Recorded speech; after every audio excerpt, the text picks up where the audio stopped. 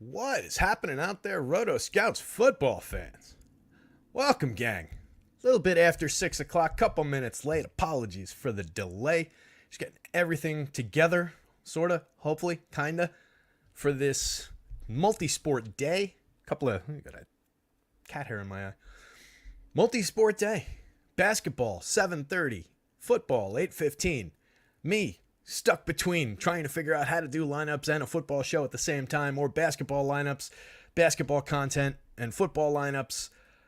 Ended up settling for, we're going to do a football show. We're going to talk about this showdown slate. We're going to go through that. We're going to build lineups. At the same time, I'm going to be running some lineups in the background for NBA, trying to build out a pool that I can then drop into Ace Mind, our pals who are running simulations. I don't know why I said that all weird.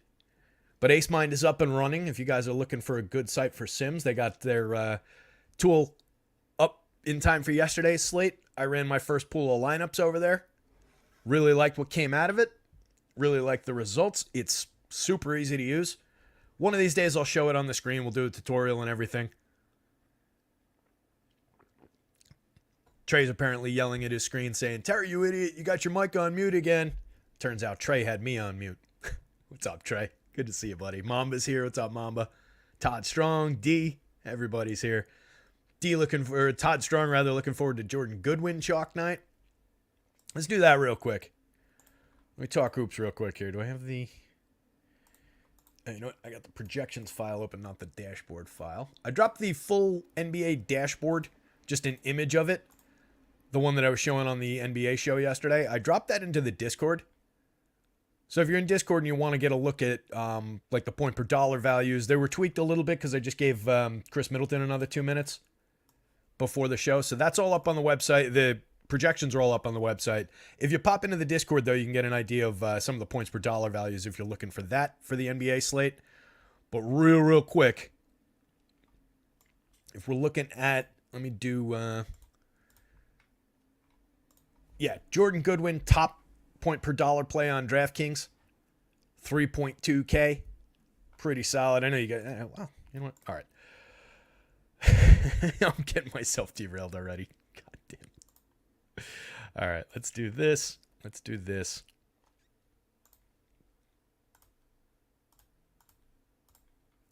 to be ugly real quick. You guys see that? All right, it's not pretty. I know it's all blurry right now, but I'm just doing this to just do it real quick because this is the NFL show. Welcome to the NFL show. But for those of us looking to build NBA lineups for the two-gamer, fortunately, it's only a two-gamer, so it's kind of easy to tackle. A lot like the other day. We've got Jordan Goodwin as a monster point per dollar value up at the top of the board, 3,600 on FanDuel, 3,200 on the DK slate. Projected for around 20 minutes, projected for around 20 points. He's exactly a fantasy point per minute player on FanDuel last year, 0.97 DK points per minute last year. Kevin Durant showing a very nice number. It's going to be the obvious focal point, ton of usage going through him with both Booker and Beal out of that offense. D'Lo, not totally comfortable about that one, not totally comfortable about AD, but I do think that they're both going to see a little bit of an uptick because we've got LeBron. I've got him at 31. They're talking about keeping him to like a 30-minute restriction. He only played 29 the other night. So I do think that that's realistic, that LeBron's going to be here, and there's going to be a little bit of an uptick for these guys. I just never like when D'Lo's one of the guys who's going to be a focal point of my day. But 5,500 monster point per dollar value on DK. 6,000, very good point per dollar option on the FanDuel slate. Jay Crowder maybe sneaky down here on FanDuel. Showing a pretty good point per dollar on FanDuel, not nearly as much on DK. He costs 36 on FanDuel. He's 41 on DK. Just a 22-minute projection, not exactly a monster. But we've got Chris Middleton, limited from Milwaukee. Middleton down here at only 22 minutes. Concerned about that. There's a lot of talk about limiting Chris Middleton going into the early part of the season. So I had him at 20 earlier. I bumped him up to 24 in the latest update. I had him at 20, then I moved him to 22. Now I've moved him to 24. I'm not going higher than 24. He could see 28 or so, but he only played 12 in the last preseason game. And they're doing a lot of talking about like he's not ready. We're not going to smash him with a ton of run early. So I do think that keeping him around 22, 24 is the right move there. So pretty limited option in Chris Middleton. Obviously you've got Giannis as just a raw points monster, the guy that you're trying to save money to pay up for. At the same time, Joel Embiid outpacing him in point per dollar on both sites, but only slightly. Only slightly on the FanDuel slate, and then basically exactly the same on both sites for Embiid and Giannis. Those are your two prime targets. Kevin Durant at significantly less money, though, in a points per dollar sense, with everything going through him. I love that option when we're talking about the more expensive stars type players.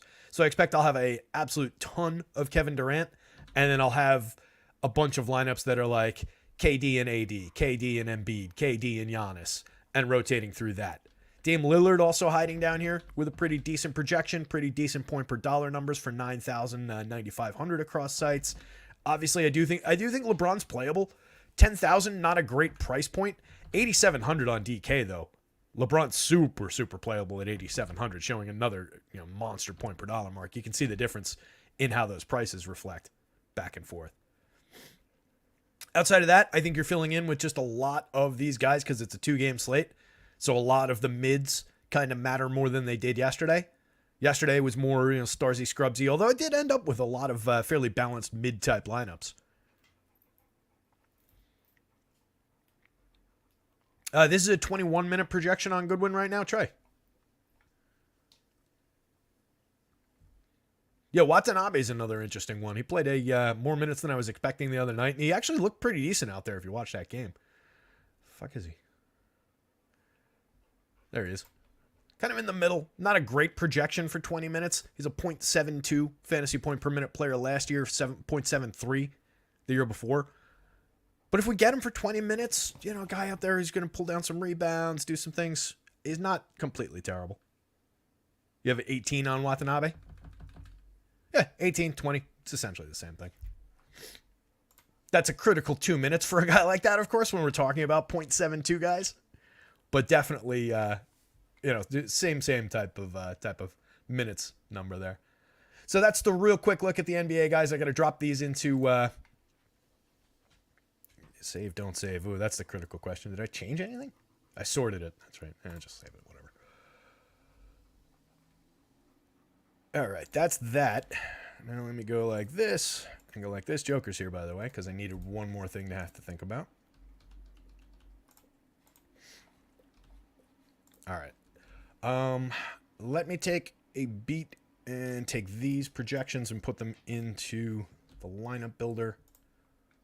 Just ran out of time before the show. It's a bad day to pick to be like, just a showdown slate and a 2-gamer in NBA. We can be a little casual about the afternoon.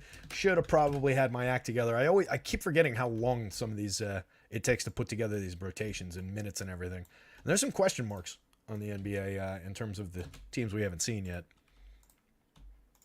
But let me get this together.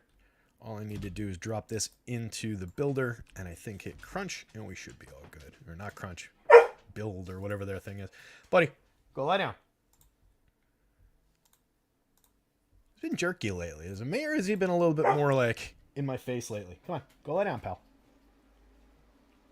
Good boy.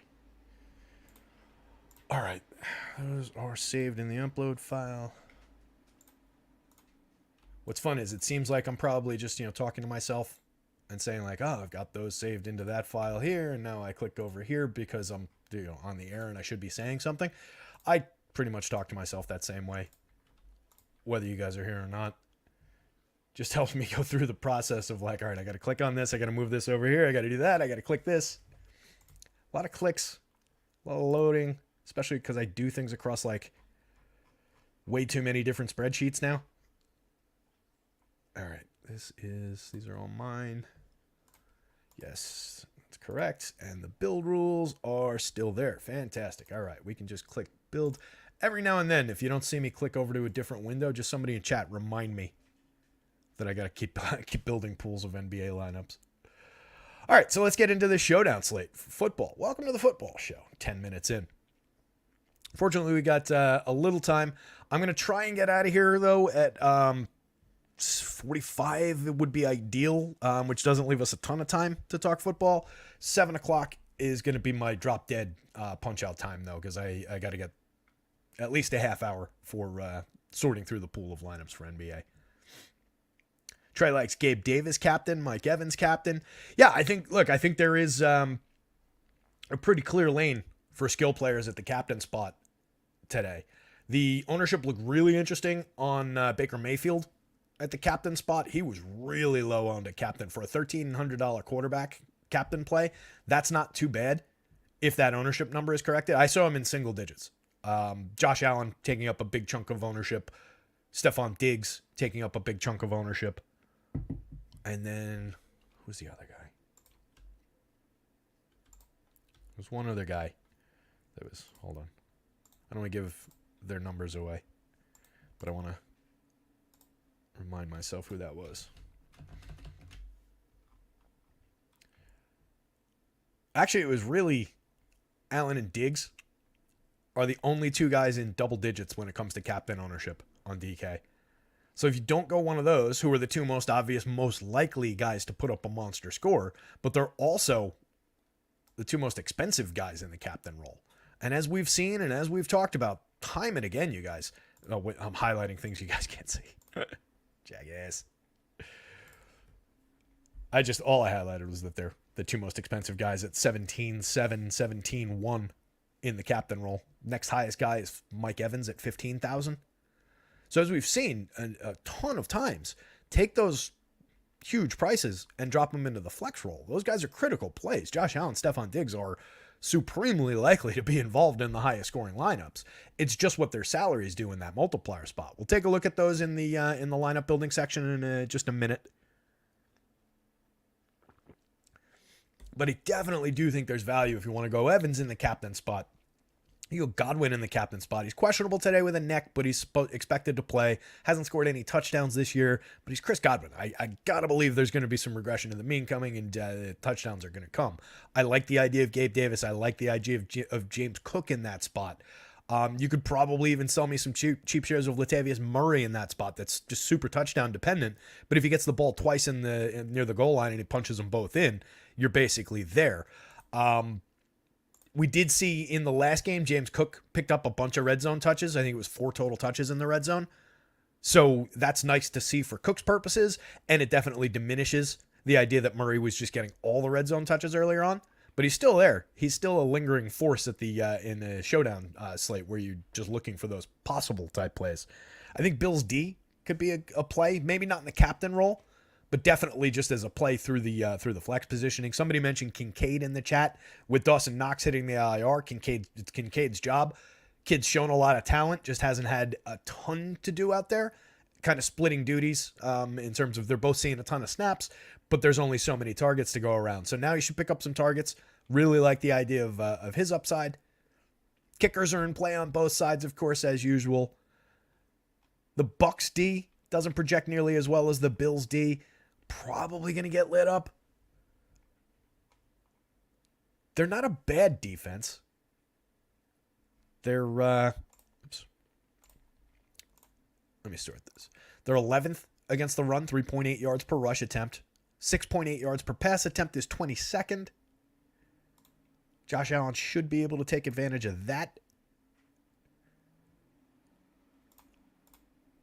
On the other side, Bills defense only ranks 19th, 6.6 yards per pass attempt, 5.2 yards per rush attempt.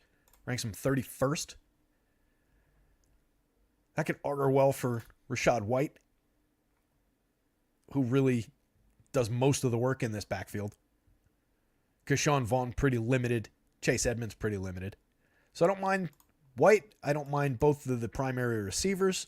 Gets a little bit thin around the K. Dotton, Trey Palmer, Devin Tompkins, part of the Bucs, and of course everything hangs on the performance of Baker Mayfield, which he's been okay in spots. He's been clunky in spots. What did he do last time out?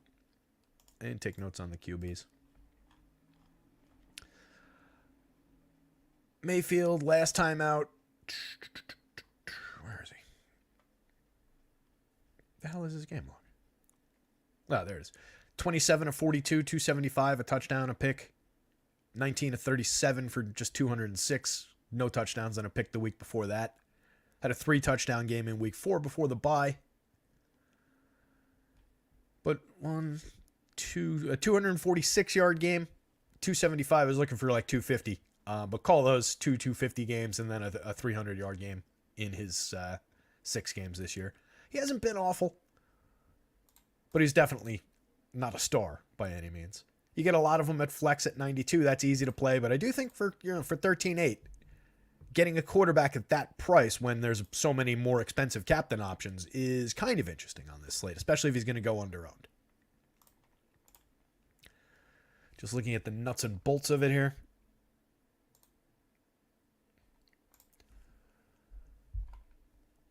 Buffalo gaining pressure just 16.5% of the time, only 10 sacks on the season. Gives the idea that Baker might have a little bit of time, let some routes develop, be a little bit more comfortable in the pocket, and throw the ball. They've allowed 6 passing touchdowns on the season. Same on the other side for the Bucs. Bucs gain pressure 26% of the time. They have 15 sacks. It doesn't really matter for Josh Allen. Certainly a mobile quarterback who can scramble and is not going to be intimidated by a little bit of pressure. Allen's got 15 passing touchdowns on the season. He's thrown 7 picks. There is that. A couple of them were deflected balls, but that total keeps on going up. He's also rushing for 5.1 yards per rush attempt. 4 rushing touchdowns on the season. He's thrown the ball 34 times in the red zone. Mayfield's thrown the ball 28 times in the red zone. 3.5 yards per rush attempt per rush attempt for Baker, but not really a rush-focused quarterback by any means. I think if we're looking for quarterbacks to score on the ground, it's Josh Allen all day. In the running game, where the hell did my...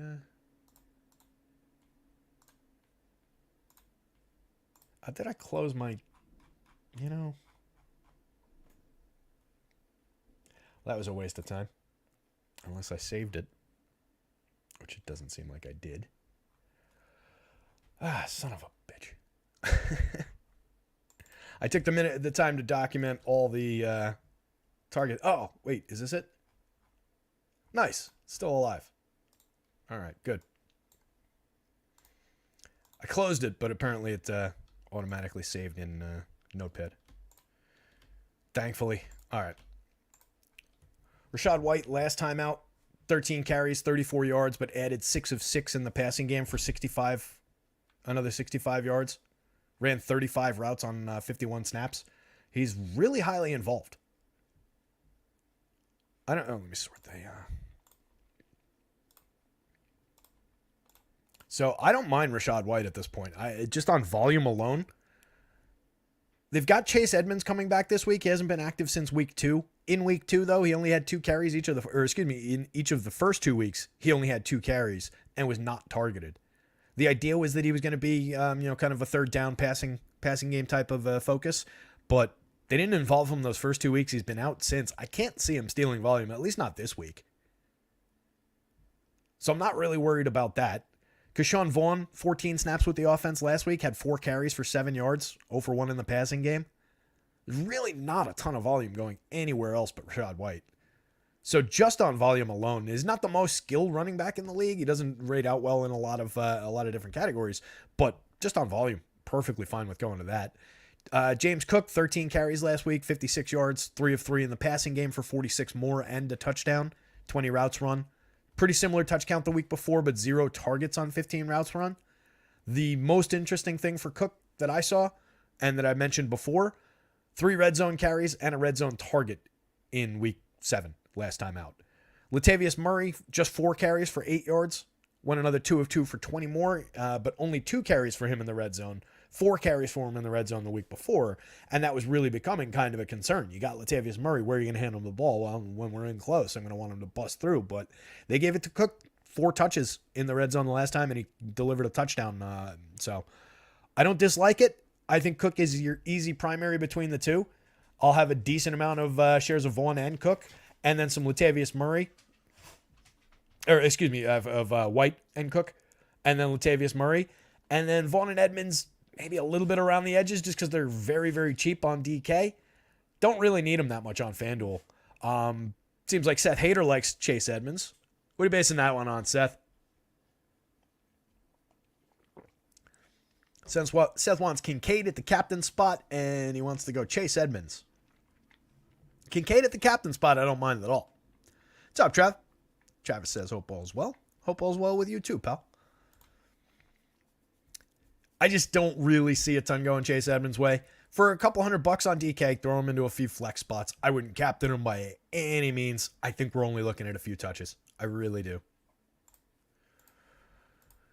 In the receiving core, Stephon Diggs is obviously a monster. He costs the world, but last week put up 58 yards and a touchdown. That was his first week in the last 5 where he didn't go for 100 yards, but still a very good fantasy game.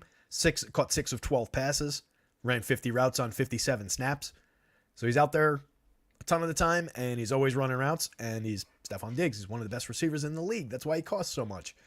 Week before last, 10 catches on 16 targets. His target shares have gone double digits in, 5 of 7 games. 7 targets in each of the other 2. The absolute primary receiving weapon in this offense, in this game, full stop, however you want to look at it. Gabe Davis last time out, just 6 yards. Ran 42 routes on 63 snaps. He's out there. He's the obvious number 2. Targeted 5 times. Just caught 1 of them. Clunky game. 3 of 4 the week before, 21 yards. Ran 23 routes on 52 snaps. Touchdowns in each of weeks 2 through 5 for Gabe Davis. Plenty of opportunity for him to get back in gear and on the board this week. He's probably Gabriel on that one. I was going to give you his A-dot.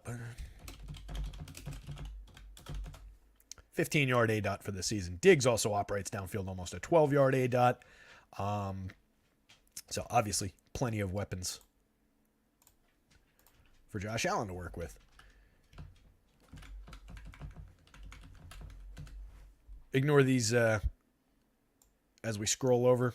These are fine. These were not updated. I ran out of time.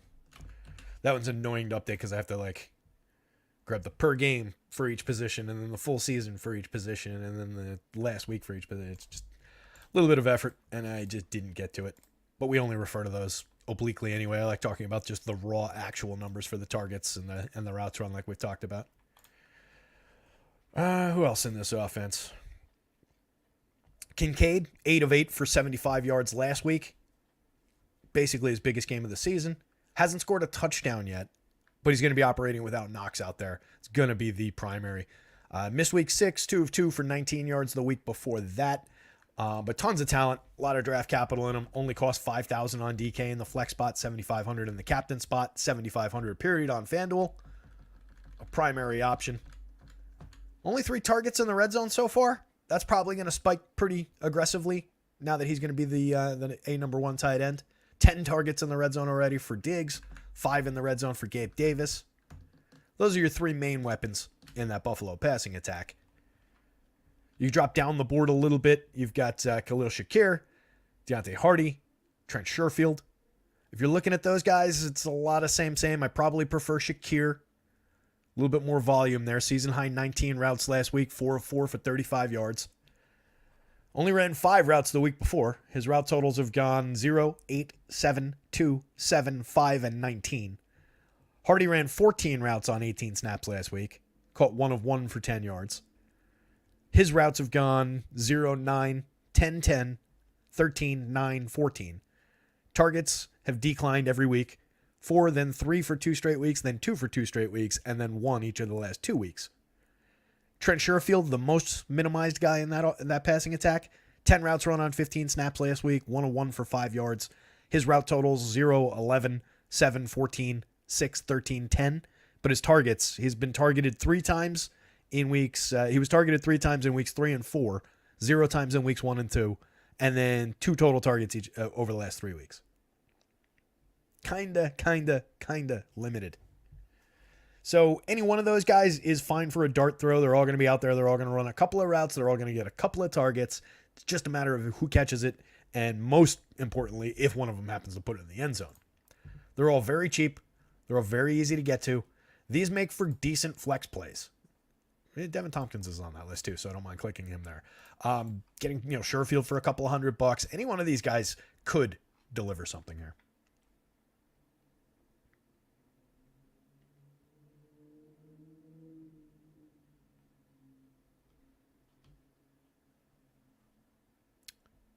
beat writer said Edmonds would be the number 2 back tonight.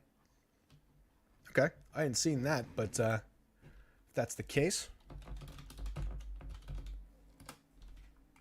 takes him up to, I don't know, give him the carries that that Vaughn got last week. 4 carries, 1 target. Maybe he gets a little bit more because he's probably better than Vaughn. I don't see it. Let's see if anybody on...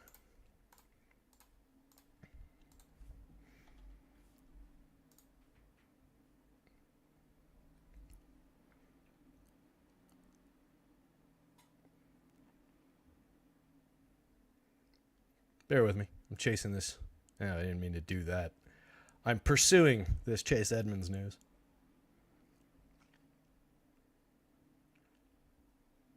I'm into yesterday. I don't see that report, but I'm not discrediting you by any means there, Seth. I just don't love that backup running back from the Bucs spot just in general. I just don't see a ton of volume going there either way. And really, a lot of the time with these showdown lineups, I'm using the primary running backs, and when I'm going down depth chart, I'm more looking for the pass catchers, unless it's like a busted through kind of a guy who's stealing red zone touches, stealing potential opportunities to score touchdowns, like a Latavius Murray last week. A third down receiving type back. Obviously, there's breakaway ability there. He puts up a big play, and you don't have him, and you're burnt. But I don't know that I would go crazy about it.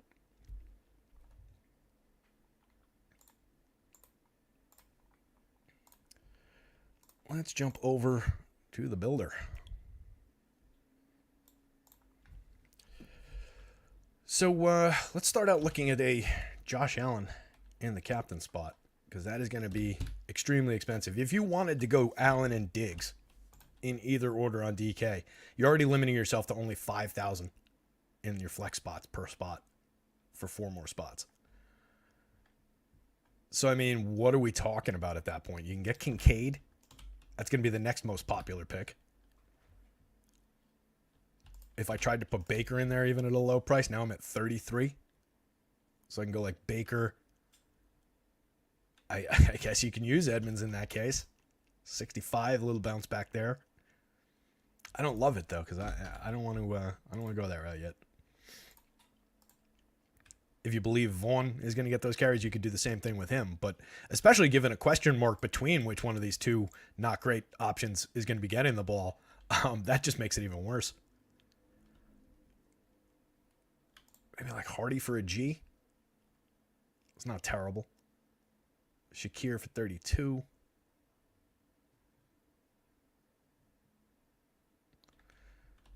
Seth's nervous about Hardy with Isabella active. Oh, is Isabella active? I don't think I have him in here. Oh, shit. Just click go on the second pool of lineups, by the way. Not good. Bear with me. NFL predictions.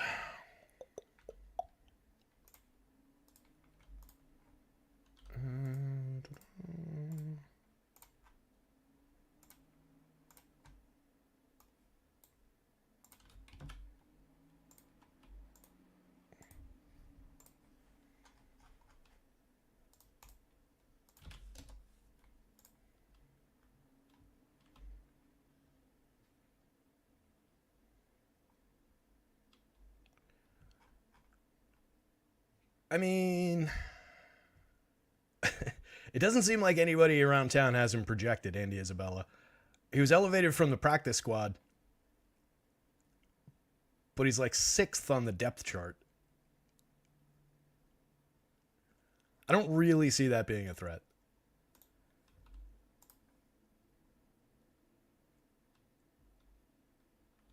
Mamba says, I love Hardy tonight. I don't care who's on this team. Just wish Josh Allen wouldn't lose focus so fast. Hang in there for a sec more about Hardy and Shakir is the way I get different. Yeah, I think I'm more on that lane, especially with just where those price points are. I think it's kind of a must. Like, to continue what we're doing here, you kind of got to go Hardy in this spot, and that gives you 57, so you've got a little bit of viable money. You can go Bass. it's not great.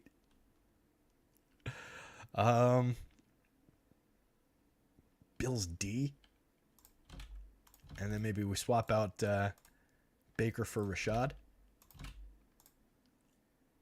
And there you go. That's going to be duped 171 times. And it's a shit lineup. I think it's really prohibitive to put these two guys in that order in a DK lineup. If you were to do this,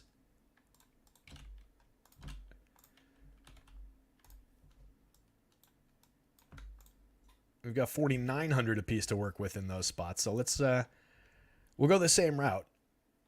Let's pop Hardy back in there, and now we get 88 for that last spot. So we can go Cook. That's a much better lineup, and it's only duped 31 times compared to 100 and whatever that was. Yeah, you don't get the multiplier on the two most likely guys, but you get so much better of a lineup and a likely scoring lineup. Let's say we don't go with the Kincaid Hardy Cook configuration. But I like that. Let's see if we can get Baker and something in here. That gets a little thin, but you could go Baker and like a down depth chart receiver from them probably. I think I skipped over their entire receiving core. Sorry about that, guys. I jumped from talking about the Bills. I got excited to get into the lineup building. Real quick, on the receiving core for the Bucs. Mike Evans, the primary weapon, 6 of 8 for 82 and a touchdown last week. It was his first touchdown since week 2, but he had a bunch to start the season.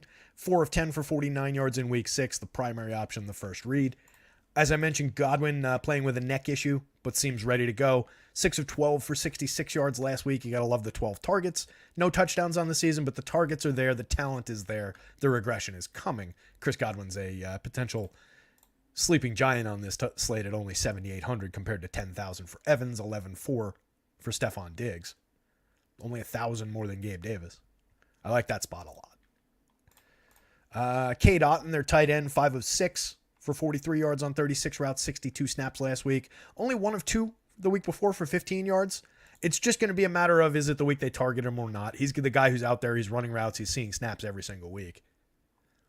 Down depth chart, which is where what inspired me to realize that I hadn't talked about these guys. You get options like Trey Palmer, Devin Tompkins, Raheem Jarrett. Palmer the last time out, 1 of 2 for 5 yards. Week before that, got targeted 7 times, put up 47 yards on 2 catches. Tompkins, 3 of 3 last week, but only for 14 yards on 14 routes run. One yard per route run, but only 3 targets. 19 snaps last week. 2 of 4 for negative 2 yards on 12 routes. 14 snaps the week before that. Raheem Jarrett, just 17 snaps, ran 8 routes, but was only targeted twice. Didn't catch either of them. Week before, only 7 snaps with the offense. 2 routes run, 0 targets. Gets pretty limited down depth chart. Payne Durham, the second tight end down here. Keefe has had 3 targets all year. All came in week 1. He's running a couple routes a game, seeing a couple snaps. But Payne Durham last time out ran 14 snaps with the offense. Ran 7 routes, was targeted once, didn't catch it. 6 snaps, 2 routes run, 1 for 1 for 8 yards in week 6. That was his debut for the season. So if you're looking for the down depth chart second banana tight end who's going to run single-digit routes and get 1 target, but may fall into the end zone with it, it's probably Durham between any of these guys. But I don't really like that option all that much. So I don't think we've got a good second tight end type option to work with. So I think we're stuck with some of these, Devin Tompkins. Trey Palmer's probably too good to lump into that crowd. But like the reason I'm bringing up Tompkins is that's probably who I'm going to drop into this spot now. And then you got $4,000 to work with, which isn't great. Bucks D at 36 isn't good. I mean, that would be a definite oddball. It kind of fits with the theme of this lineup, but you got Allen and Diggs, obviously, and you're still duped 81 times.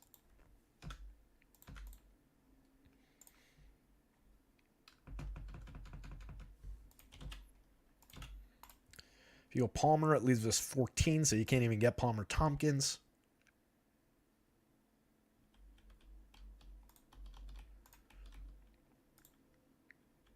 That's be another one to go to the, just right back to the, oh no, you can't, 14. You could go like one of the running backs if you like him, or one of these cheapo guys from the bottom, but don't really like that configuration. Let's do one more. We're coming up on 6:37. We're okay time-wise. Let me click go on a few more lineups. Highest owned FanDuel NBA players in my first two lineup builds. Kevin Durant on the top of both of them. Jordan Goodwin second. D'Lo third. Tyrese AD in that one. And then KD, AD, D'Lo, Jordan Goodwin, D'Anthony Melton, Tyrese Maxey, Damian Lillard, Giannis in the next one. Just reading off the top and just raw exposures. That's FanDuel. Not what's going into the tournament necessarily in those exposures, but that's who's coming up in the top of the lineup builds. Let's do a, since he's low owned and not that expensive, let's do a Baker captain lineup, because I do think that's an interesting approach to this slate. And I'll go Baker Godwin because I talked him up a little bit. And then we'll give him Cook. And we'll stay away from Diggs and Allen in this build. We'll probably use, let's grab Allen actually. But we'll stay away from Diggs. That only leaves us 4,000. Let's not do that. Keep it interesting with some of these other guys that we haven't really used. You get funky with it and take a Bills D against your Captain Mayfield and just look for the under. I don't hate that. Oh, fuck. Yeah, just going to show it, whatever. Pay no attention to what's on the screen.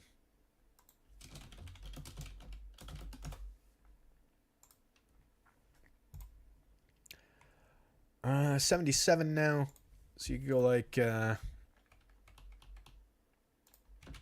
Mayfield Otten to work with maybe. And now we can get to Josh Allen. Only 20 dupes. Not the worst thing in the world. If you go Diggs in that spot instead of Allen, you get it down a little bit. Leave a little bit of money on the table. If you wanted to get really funky and go like Gabe Davis, that's going to really limit your ownership. And then you could probably pump up... can't get to Evans, I don't think, can we? No. But we could put Evans, and then you go away from the Bills' D play, which probably didn't make any sense anyway. Yeah, 3, though. Yeah. You got to go like Tompkins or somebody like that, which actually, you know, isn't terrible with a Baker captain. Baker captain, Godwin, Tompkins, Evans. That's a little weighty in the passing game. I don't know that Baker's coming out and throwing 5 touchdown passes to 3 different receivers. I don't hate like the nature of that lineup, but I don't trust it with this quarterback specifically. A different cheap quarterback in that spot. He could do. Or if he comes out and just throws, 3 touchdown passes, 1 to each of those guys, and it's a low scoring-ish kind of a game, that could play. It's not a terrible lineup. Take Cook out of there. You give me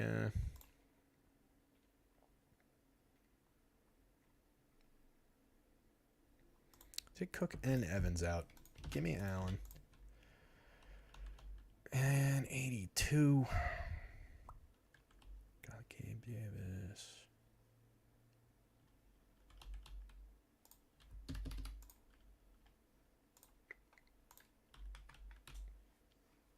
Get Tompkins out of there. That's what we need to do. Allen and Kincaid and Davis with a Mayfield Godwin. 4,800. You could sneak the Bills D into that. It's duped. It's still duped a lot, though. That's not terrible, though. Like, you're still taking the Bills side, kind of, and you're just saying, I think this keeps up, and I think that this value gets me to these guys, right? It's not a terrible lineup, but it is duped a decent amount. But again, if you're splitting, $500,000 or whatever it is on DK today, 24 ways, it's not completely awful, but we want to get that down.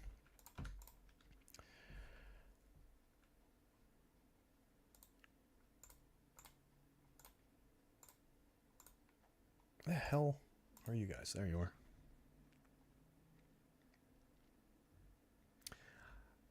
I like Rachaad White. Jake. Diggs captain is really limiting though, in terms of what you can get to. I don't love expensive players in the captain spot. I'll build that lineup that you mentioned there. What do you got? Diggs, White, Kincaid.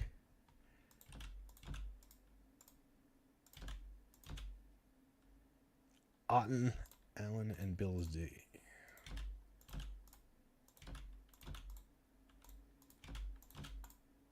It's going to be duped 67 times. It's not a bad lineup. Allen with his nominal top 2 easily is his top 1 with Diggs. The issue is if you get the Kincaid TDs, say it goes 2-1, then Allen probably becomes your more desirable captain. Rashad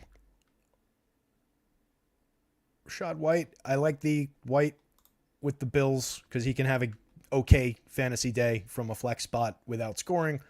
Excuse me. I don't love Otten just kind of hanging out there on his own. If he was going to give you a score that would be slate relevant or like not replaceable, you'd probably want him with Baker. Yeah. Really funky and go double D. It doesn't really do all that much for your ownership. Cuts it a little bit.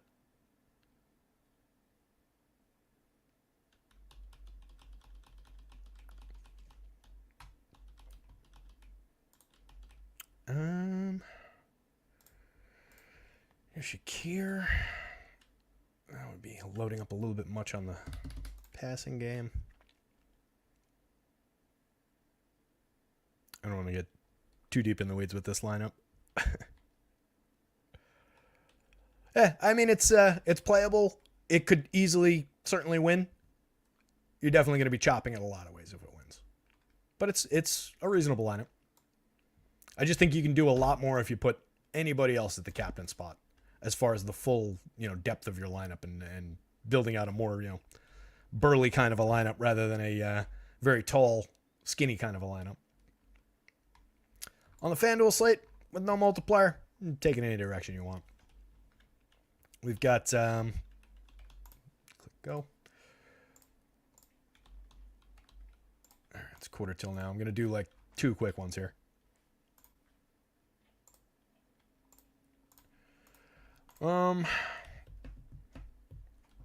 Give me some.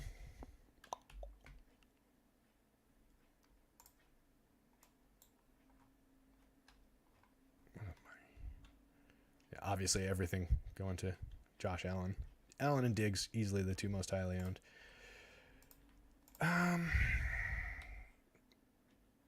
Let's do an Evans. Baker. This is, again, with FanDuel, it's just about getting away from the top guys. They're easily the most likely guys to succeed, and it's a little bit different for FanDuel getting away from them in the multiplier spot. You want to have a bunch of both of these guys in your multiplier spot, but it's a little bit different where it's just a pure ownership and leverage play. If these guys are going to be owned, taking up 30-ish% of the total captaincy, I'll just go to different plays in a lot of them, and you gain a lot of ground on the field by going to Baker and Rashad White, Mike Evans and Godwin, and to a lesser extent Davis and some Cook in there. Kincaid, the Bills D, I think is worth a couple of shares. You can really spread out to a lot of different options. Anybody that's realistic is worthy of some MVP shares on the FanDuel slate in my mind across a full spread of lineups. If you're building one and you just want to cash, put either Diggs or Allen in your MVP spot. If cashing is your only goal, put one of those guys in. You're just going to be, any configuration that you make with Diggs and Allen is going to be highly, highly owned in the MVP spot. I mean, definitely want them in lineups. I'll put them both in this one. See where we get. And that's all our money. That doesn't work. So let's go Allen. We'll go Allen and Gabe. Leaves us $4,000 to spend. Even that is all our money. Shit. That's a challenging build. All right, so let's go a different direction, something realistic. Cook.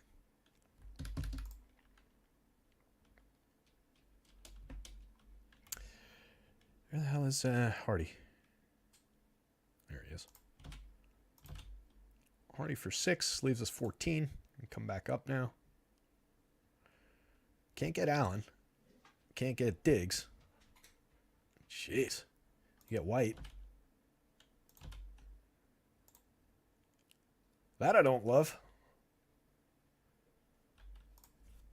I can go 8 here so I can get up to Kincaid. That drives our ownership way up, though.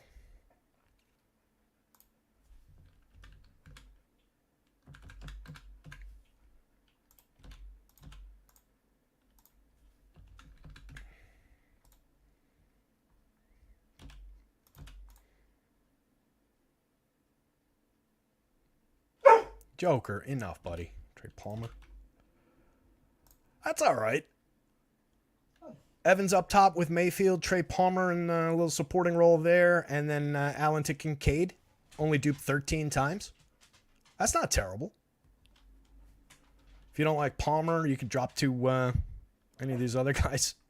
They're all the same. Joker, enough, buddy. Go lie down. I know you're here. We're almost done.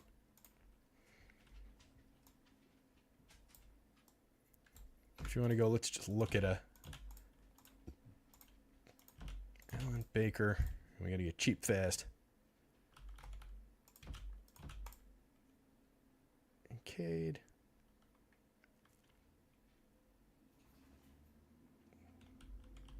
All these guys being 10 plus is that makes the FanDuel lineup actually not that crazy easy to throw together on this one. Gotta involve a lot of these downboard guys. So it's Allen up there, so we could go Hardy because he's a little bit less. 15.5, that's more than we needed, but we could actually drop Diggs into that 96 times. Silly.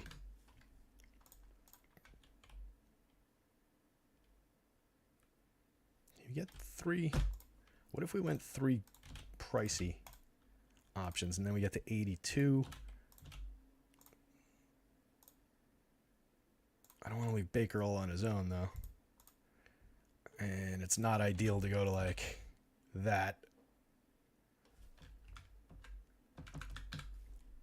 So if we went with Rashad there, you got 8. Plus Rashad and Otten in there against the Bills D. That's dupe 46 times. Jeez. Oops.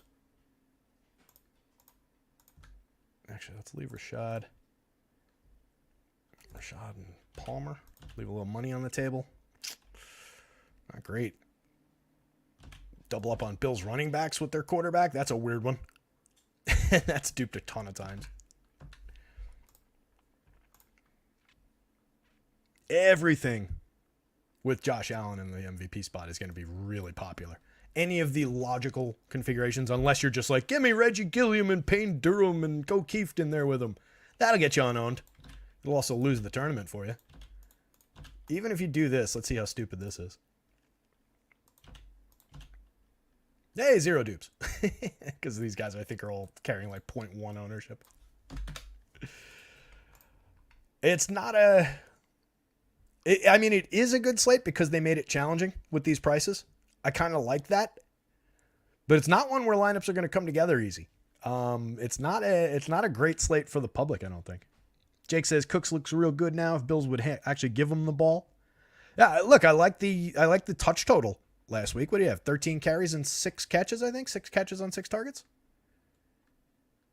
Excuse me, it was 3 targets, 3 catches. So 16 touches. Put up 102 yards and a touchdown. Ran 20 routes last week, similar to the week before. To me, it was the red zone touches that I was really concerned with Jake, and he got 4 touches in the red zone last week. So that concern went away a little bit. So I like that.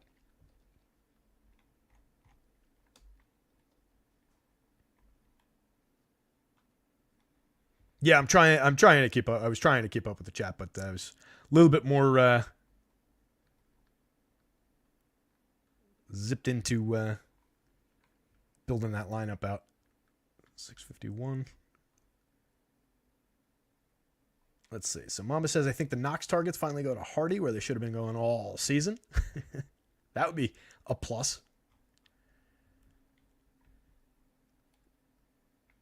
Vic David's here. What's up, Vic? Jana Lou. Hi, Jana. What's going on? Oh, it's Travis. Travis checking in from his girl's laptop. Say hi to Janet for us, Trav.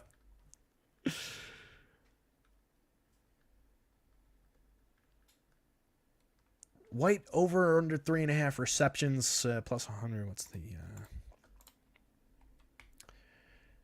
6 last week? Let me look at the full log here. I don't have the file open where I've got a number on that, but I can eyeball what the totals have been anyway.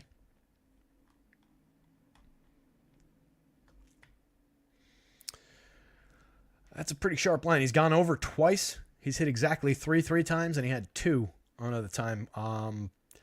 The limiting factor there is his targets.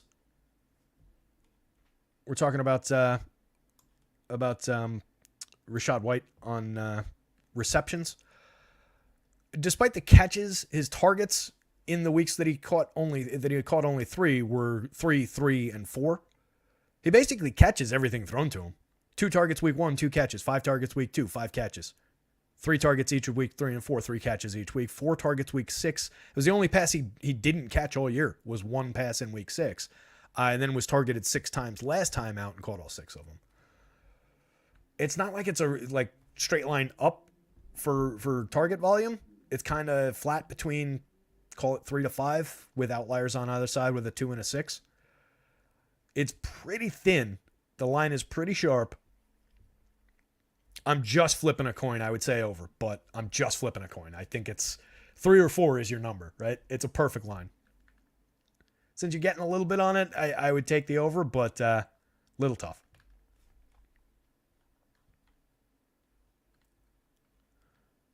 Ryan says, why do you hate me? Oh, that was Ryan's question. All right. I don't hate you, Ryan. I'm just terrible at keeping an eye on chat and building lineups and doing all this at the same time. And I'm thinking about basketball and I'm thinking about football and how I'm going to get all these lineups built and entered in time. And the way I'm going to do that is probably by ending the show in the next couple of minutes. So I think we're good on lineups. We didn't find any great ones. It's a challenging day on the FanDuel slate with the pricing. I liked the DK lineups that we were building a little bit better. But I think there's a lot of ways you can go on FanDuel if you're willing to embrace some of these downboard ugly players, which you kind of have to do to build any kind of viable lineup with the pricing the way it is with all these guys. So I like what they did with the flex pricing here, regardless of the non-multiplied spot. And then over here, I think you've got a major challenge in building with those 2 guys with 1 in the captain spot, but you put those 2 guys in your flex spots and it opens the floodgates to basically any other combination. In either sense, differentiate your captain spot. It's the quickest, easiest way to get to positive leverage against the slate. Don't go with the most highly owned, most expensive captains. You gain more flexibility, you gain upside for the rest of your lineup, and you get away from the field. It's pretty straightforward. Jake Swale says Bill's captain D might be the nuts. Could be. I don't disagree with that. On the DK board especially. Only 66 in that spot. Whoops. Probably shouldn't try and paste the price in there. God. This is what happens to me all day. Just pasting shit in the wrong columns. If I was more accurate with my mouse, I'd pick up like 10 minutes a day. Bills D. I'm roll with Cook. Look for a grindy day, but we'll want Allen in there anyway. And then I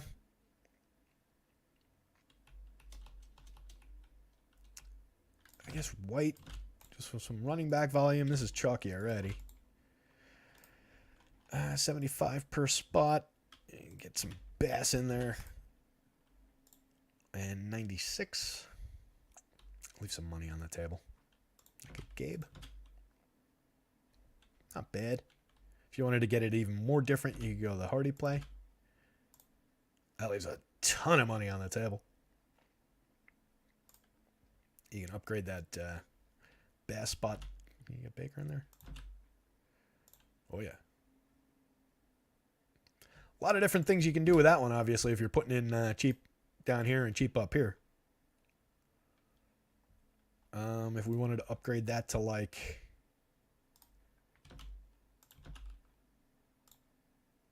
Gets much more duped if you do that. Still leaving 800 on the table.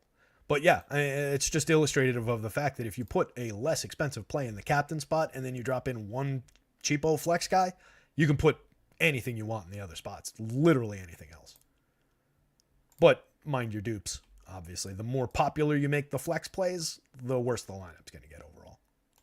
And then you get thin on top of thin, right? Because you get thin with your captain play, you get thin with your cheapo guy. Or if you get, once you get here, you get thin with your captain play. And then you get thin on your dupes. Bills D, White, Cook, Allen, Kincaid, Evans. Cook, Allen, White. So you want Evans here, basically? There you go. Basically the same thing. Spends all your money. Dupe 40 times.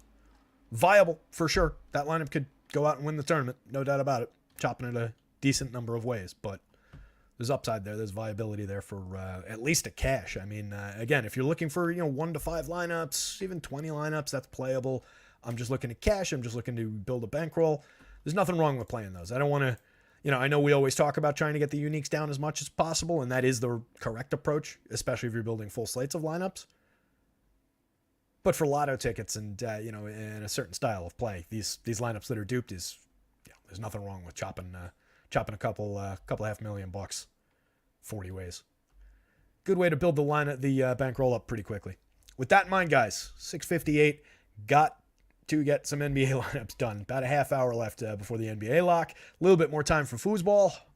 With that, good luck out there in both sports. Let's knock down a 2-sport winner today. Somebody go win something out there. Good luck. I'll see you tomorrow. We'll be back tomorrow. We'll do a regular NBA show because I think it's a regular NBA slate. We'll cram in a football show somehow. We'll figure it out. New scheduling with 2 sports going on in some of these busy days, but we'll get it all figured out. Like and subscribe so that you know when it's going live and all that good stuff. Hang out in the Discord. Otherwise, I'll see you tomorrow, gang. Good luck.